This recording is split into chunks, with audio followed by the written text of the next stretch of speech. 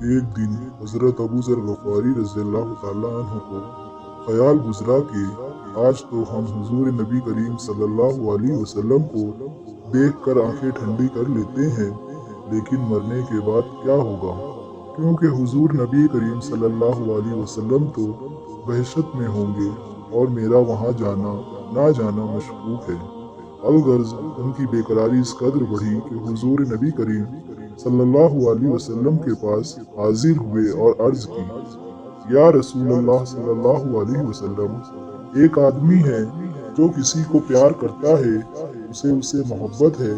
लेकिन मैं उसमें इस्तिताअत नहीं कि अपने महबूब के मानिंद तमाम अफ़आल व अमाल बजा लाए,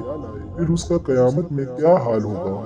हुजूर नबी करीम सल्लल्लाहु अलैहि वसल्लम हज़रत अबू ज़र गफ़ारी रज़ियल्लाहु ताला अन्हु के मकसद को समझ गए और फरमाया, ऐ अबू ज़र, तुम उसी के साथ रहोगे जिसको प्यार करते हो। हज़रत अबू ज़र रज़ियल्लाहु ताला अन्हु बेताब होकर बोले, या रसूल अल्लाह सल्लल्लाहु अलैहि वसल्लम, मैं तो अल्लाह और उसके रसूल सल्लल्लाहु अलैहि वसल्लम को प्यार करता हूँ और उनको ही दोस्त रखता हूँ। सरवरे कायनात सल्लल्लाहु अलैहि वसल्लम ने इरशाद फरमाया,